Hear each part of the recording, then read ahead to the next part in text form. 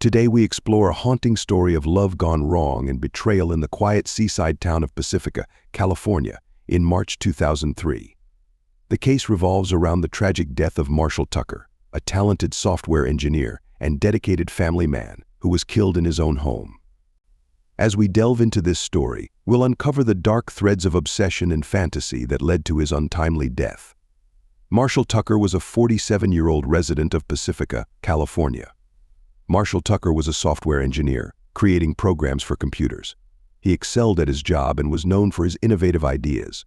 Marshall had a reputation for working hard and always giving his best. Marshall had a happy family life. He was married to Lainey, and together they had two children, 14-year-old Activia and 10-year-old Marlboro. The family lived in a lovely house near the beach. Marshall cherished his family and always made time for them. He often took them hiking on weekends. They visited places like Maury Point and the Sweeney Ridge Trail. Marshall enjoyed photographing nature, particularly the ocean and sunsets. He always brought his camera on hikes to capture these moments. Marshall attended Stanford University, where he met his best friend, Nate Harrison. Their friendship endured beyond college, and they both worked at the same tech company, creating software for large businesses. In his free time, Marshall enjoyed reading books about technology and science. He also loved watching shows like The X-Files and Star Trek Voyager with his kids. Those who knew Marshall described him as kind and always willing to help others. His friends and co-workers admired him for his intelligence and compassion. He was always cheerful and eager to assist anyone in need. At work, he was particularly enthusiastic about a new project he believed would revolutionize the way people use computers. Marshall and his team were focused on this project, aiming to present it to the company leaders soon.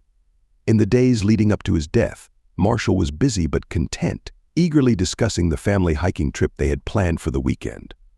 They were planning to visit Point Reyes National Seashore. Marshall was also helping Activia with her science project on marine life and spent time with Marlboro building a model rocket. Marshall had many dreams. He hoped to start his own tech company one day and wanted to travel with his family to places like Yellowstone National Park and the Grand Canyon.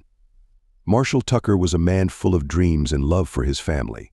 His unexpected and tragic death left a significant void in the lives of those who cared for him. On March 23, 2003, Pacifica, California, experienced a cloudy and cool day. Around 8 a.m., Marshall's 14-year-old daughter, Activia, woke up and headed downstairs to the living room. Expecting to see her dad preparing for their planned hike, she instead stumbled upon a horrifying scene that would forever alter her life. The living room was in disarray, with furniture overturned and items scattered everywhere. In the center of the room, Activia found her father, Marshall, lying motionless on the floor with blood around his head. Activia screamed and called for her mother, Lainey. Lainey rushed into the room, saw Marshall, and quickly grabbed the phone to dial 911. Her hands were shaking, and her voice quivered as she explained to the operator that it seemed like someone had broken into their home and harmed her husband. The police arrived shortly afterward. Officers arrived on the scene within 10 minutes. Officer Mark Stevens was the first to enter the house, where he found Lainey crying and holding a shocked Activia. Stevens asked them to step outside while he checked the rest of the house. He noticed the living room seemed staged to look like a robbery, but several details didn't make sense. Valuable items, such as the TV and Lainey's jewelry, were left untouched. Marshall's body was found near the fireplace, and a heavy ornate candlestick covered in blood lay beside him. It was evident that this was the weapon used in the attack. Detectives started by photographing the scene and gathering evidence. They dusted surfaces for fingerprints and searched for any clues that could identify the culprit. Meanwhile, outside, Lainey and Activia were talking quietly, trying to make sense of the horrific events. Lainey was trying to stay calm for her daughter, but it was clear that she was devastated. Activia was crying and kept asking why someone would hurt her dad. The discovery of Marshall Tucker's body was the start of a complicated and tragic investigation. The Tucker family's tranquil life was abruptly disrupted, and the quest for answers had only started. Upon arriving at the Tucker home on March 23, 2003, the police promptly secured the scene. Lead investigators, detectives Laura Grant and Michael Chua, both seasoned and highly regarded, began their investigation. Detective Grant, 45, had short brown hair and a no-nonsense demeanor, while Detective Chua, 50, was tall and lean, known for his keen instincts. The living room was in disarray. Furniture was overturned, drawers were pulled out, and items were scattered across the floor, creating the appearance of a robbery. However, valuable items were left untouched, raising the detectives' suspicions. A flat-screen TV, Lainey's expensive jewelry, and a new laptop were still in their places. Marshall's body was found near the fireplace with severe head injuries, and an ornate candlestick stained with blood was nearby. The candlestick, a heavy item from their mantle, was clearly the weapon used in the murder. Marshall's multiple head wounds indicated a violent struggle. Detectives Grant and Chua began their investigation by thoroughly examining the crime scene. They photographed the scene and collected evidence, including dusting for fingerprints on the candlestick and other surfaces. Forensic experts arrived in white suits to prevent contamination of the crime scene. They collected blood samples and fibers for analysis. Meanwhile, detectives Grant and Chua interviewed Lainey and Activia outside. Lainey, still in shock, struggled to recount the events. Lainey said she had been asleep and hadn't heard anything out of the ordinary. Activia, who discovered her father, was too distraught to provide much detail. Officer Stevens, the first on the scene, assisted in keeping them calm and took their initial statements. Detective Grant observed that there were no signs of forced entry. The door was intact and the windows were undamaged. This indicated that the killer either had a key or was allowed in by someone inside. This led the detectives to believe that the killer might have been someone Marshall knew. They used special lights to search for hidden evidence, such as footprints or blood traces, and examined Marshall's and Lainey's phones for recent calls or messages. The team worked throughout the day, meticulously piecing together the evidence from the chaotic scene. They collected each item carefully, understanding that every detail could be key to solving the case. Marshall Tucker's murder was a devastating blow to the quiet town of Pacifica. Detectives faced a challenging task to uncover the truth and seek justice for Marshall and his grieving family. Lainey Tucker, Marshall's wife, quickly became the focus of their investigation. Lainey, 41, was a creative and reserved individual with a passion for writing adult fiction, particularly stories featuring intense and violent themes. Over the past year, she had immersed herself deeply in a fantasy world of her own creation. Lainey's recent work involved a dark love affair, and friends observed that she was increasingly blending her fictional world with reality. This behavior struck the police as peculiar. She appeared detached and occasionally confused about what was real. Detective Grant and Detective Chua questioned Lainey the day after Marshall was discovered. They inquired about her relationship with Marshall and her whereabouts on the night of the murder. Lainey stated that she had been asleep and hadn't heard anything unusual. Lainey insisted she loved Marshall and couldn't fathom why anyone would want to harm him. The detectives observed her nervousness, noting that she frequently fidgeted and avoided eye contact.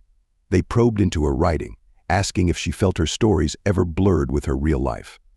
Lainey maintained that her writing was purely a hobby and had no connection to Marshall's death.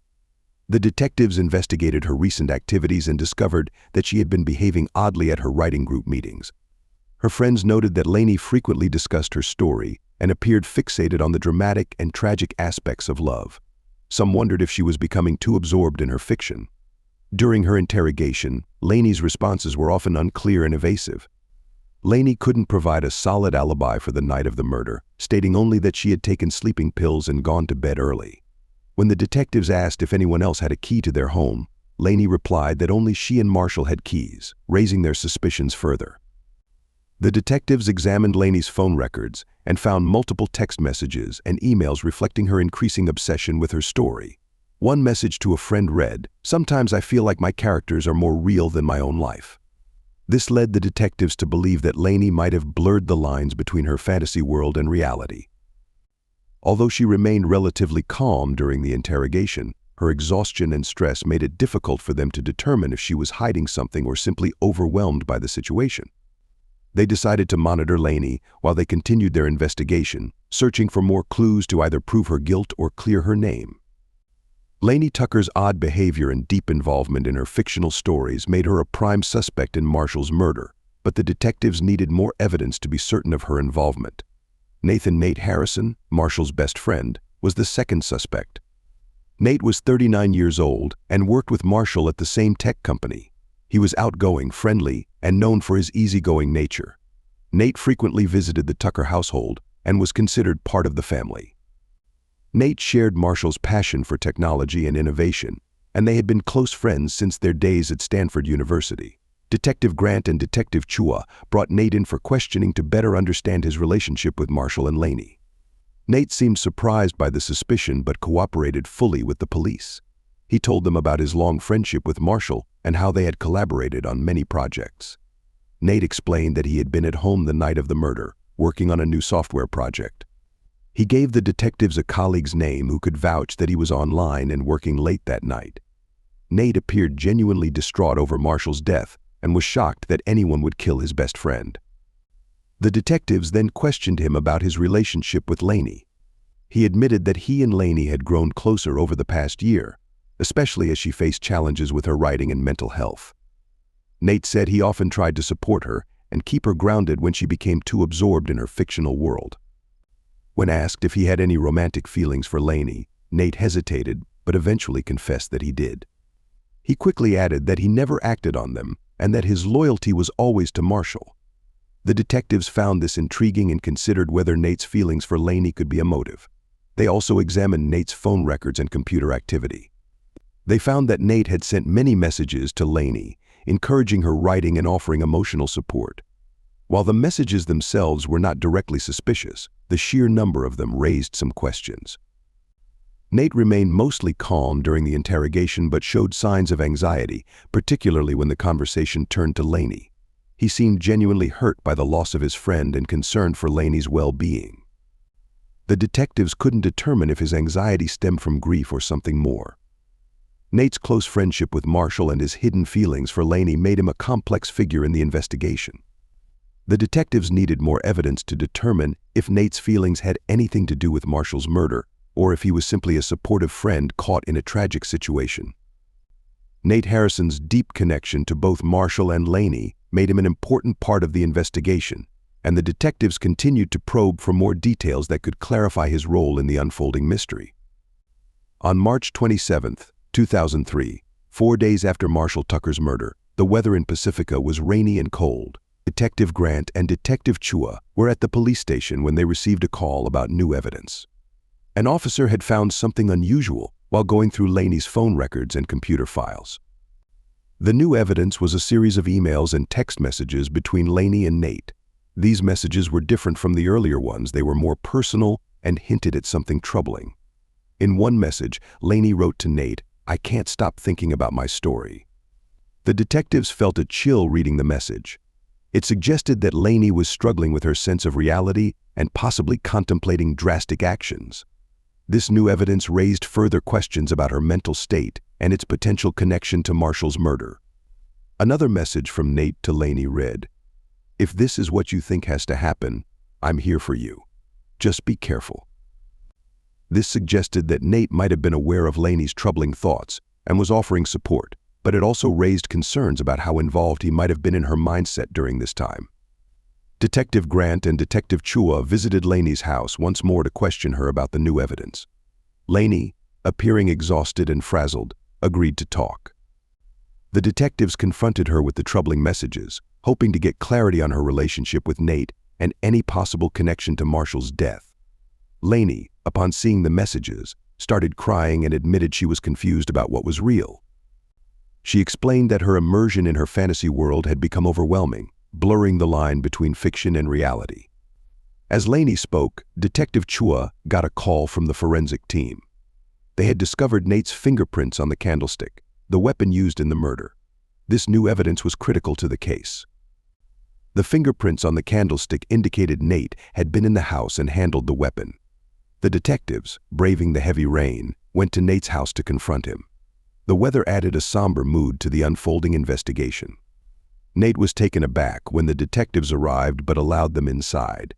They presented him with the incriminating messages and the fingerprint evidence. Nate explained that he had frequently visited the Tucker home and might have touched the candlestick casually. Despite his explanation, the detectives remained skeptical. Detective Grant and Detective Chua arrested Nate, suspecting his involvement in Marshall's murder.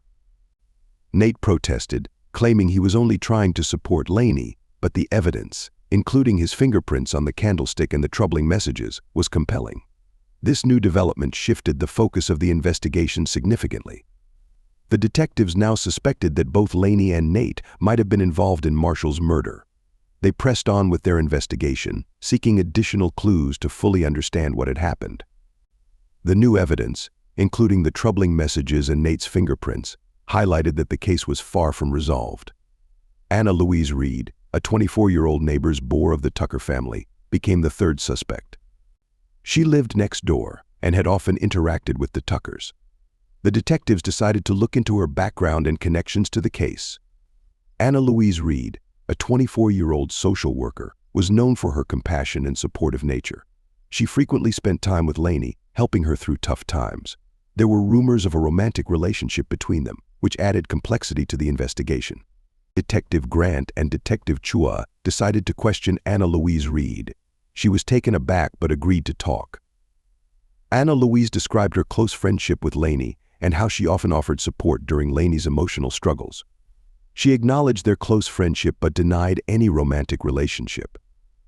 Anna-Louise explained that she had spent the night at home, reading a book and watching TV. She claimed she didn't hear anything unusual and only learned about Marshall's death when Lainey called her the next morning. The detectives carefully examined her alibi for any discrepancies. Throughout the interrogation, Anna-Louise remained calm and answered all questions promptly and clearly. The detectives observed that Anna-Louise appeared particularly worried about Lainey. When asked about Lainey's mental health, Anna-Louise acknowledged that Lainey had been struggling with distinguishing reality from her fiction. However, she denied any knowledge of Lainey's plans to harm Marshall, claiming that she would have intervened if she had known. The detectives were skeptical that someone as close to Lainey as Anna-Louise wouldn't have noticed any signs of trouble. They also examined Anna-Louise's phone records and discovered many text messages exchanged between her and Lainey. Most of the messages were about ordinary matters, but a few revealed Lainey's emotional struggles. One message from Lainey said, "Sometimes I feel like my stories are more real than my life." Anna-Louise responded, "You need to focus on reality." Anna-Louise replied that she had no issues with Marshall and had always found him to be a kind and supportive person. She insisted that her only concern was helping Lainey through her struggles. Despite the detectives' probing, Anna-Louise maintained her innocence and continued to express her shock and sadness over Marshall's death. Detectives Grant and Chua decided to keep Anna-Louise under surveillance while they continued their investigation. They were determined to uncover any additional details that might clarify her role or involvement in the case. Despite her calm and cooperative demeanor, the detectives remained cautious and vigilant, aware that the truth was still elusive. They decided to monitor Anna-Louise closely while they pursued further leads. Her significant involvement with the Tucker family and close bond with Lainey made her a central figure in the investigation. Detectives Grant and Chua were aware that they needed more concrete evidence to establish her role, if any, in Marshall's murder. On March 30, 2003, a week after Marshall Tucker's murder, the weather in Pacifica was clear and cool. Detectives Grant and Chua received an important tip from the forensic team. They had found a series of incriminating messages on Lainey's phone that directly linked Nate Harrison to the crime. The messages revealed Nate's encouragement and knowledge of Lainey's plan to kill Marshall. It became clear that Lainey Tucker, 41, was the murderer. Her obsession with a dark fantasy world led her to believe that Marshall's death was essential to immortalize their love story. Lainey's deteriorating mental state led her to confuse fiction with reality, pushing her to use an ornate candlestick from their living room as the murder weapon. Detectives Grant and Chua then realized that Nate Harrison, 39, was not merely an innocent bystander but had been complicit in Lainey's plan. Nate, who had secretly harbored feelings for Lainey, chose not to stop the murder. Instead, he manipulated the situation to ensure it went through, believing that Marshall's death would allow him to be with Lainey. Nate provided Lainey with the means to commit the crime and assisted her in staging the scene to look like a burglary. The detectives reviewed all the evidence and decided to confront Nate. On the evening of March 30th, with a clear sky overhead and the air crisp, they drove to his house to make their move. When Nate answered the door, he looked taken aback. Detective Grant told him they needed to discuss new evidence in the case. Inside, they presented Nate with the incriminating messages and explained their findings. Nate's face went pale as he attempted to deny his involvement, but the evidence was overwhelming. Detective Chua calmly placed him under arrest. Nate looked stunned and defeated as the handcuffs were fastened around his wrists. Lainey was arrested at her home and didn't put up any resistance. She seemed almost relieved when the detectives informed her they knew the full story. Overwhelmed, she confessed that she believed Marshall's death was a necessary sacrifice for their tragic love story. Marshall's family was heartbroken by the betrayal of Lainey and Nate. They struggled to comprehend how those they trusted most could commit such a heinous act. While the arrests brought a sense of relief, they were also overwhelmed with grief, grappling with the loss and the betrayal of loved ones. The clear skies of March 30th, 2003, symbolized a turning point in the case. While Marshall's family remained heartbroken over their loss, they found some solace in knowing that justice would be served. The resolution of the case brought closure to both the Tucker family and the Pacifica community, as the detectives brought the truth to light and addressed the tragic events. The trial of Lainey Tucker and Nate Harrison commenced on June 15, 2003, at the Pacifica courthouse.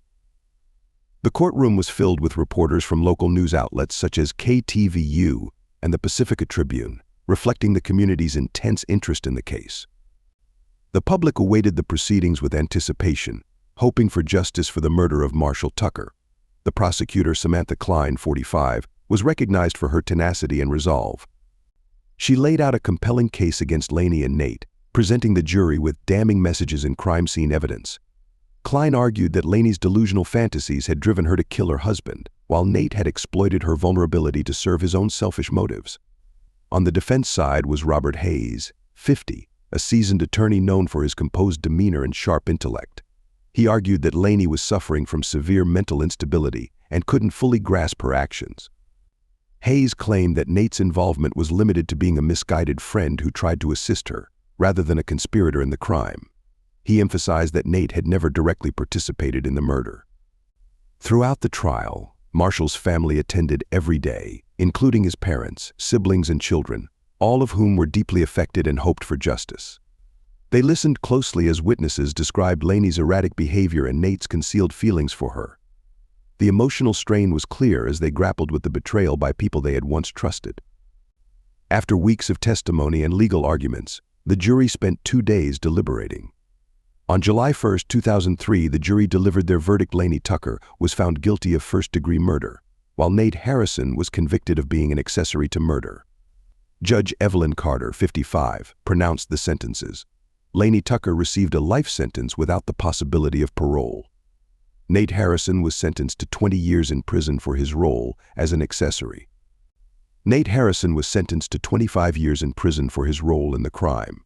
Both sentences underscored the gravity of their actions and the profound effect on Marshall's family. The sentencing evoked a complex range of emotions among the victims' loved ones and the community. While there was relief that Lainey and Nate were held accountable, the grief of losing Marshall lingered heavily for his family and friends. They experienced a sense of justice, but the pain of their loss was profound. The trial and sentencing left a deep mark on the Pacifica community, reflecting the tragic events that had unfolded. The case was widely discussed in cafes and on local radio stations like KGO. It served as a stark reminder of how swiftly life can change and highlighted the crucial need for mental health awareness. The story of Marshall Tucker's murder and the ensuing trial left a profound and lasting impact on the community, underscoring the importance of vigilance and support in the face of mental health struggles. It was a heartbreaking story of love, betrayal, and the pursuit of justice in a serene coastal town. Following the trial, Pacifica's community sought to regain a sense of normalcy. Despite the deep scars left by the events, the people were resolved to heal and move forward. The Tucker family faced the difficult task of rebuilding their lives in the absence of Marshall. Lainey Tucker, now serving a life sentence, was transferred to the California Institution for Women, where she received psychiatric treatment for her mental health issues. Lainey spent her time writing and attending therapy sessions, expressing deep remorse for her actions, though she understood the damage was irreversible. Nate Harrison, serving his 25-year sentence, was housed at San Quentin State Prison. Both faced the reality of their convictions and the profound consequences of their actions. Nate grappled with profound guilt and regret, fully recognizing the impact of his actions. His family distanced themselves from him, unable to reconcile with his role in the crime. In prison, Nate sought redemption through reflection, engaging in rehabilitation programs and counseling to confront his past and understand the consequences of his decisions. Each year, on the anniversary of Marshall Tucker's death, the Pacifica community came together for a memorial. Friends, family, and colleagues gathered to honor his memory and celebrate his life. The event served as a testament to the town's resilience and sense of unity, reflecting the enduring impact of Marshall's life on those who knew and loved him. Life in Pacifica gradually resumed its routine, though the memory of Marshall Tucker and the lessons from his tragic death lingered.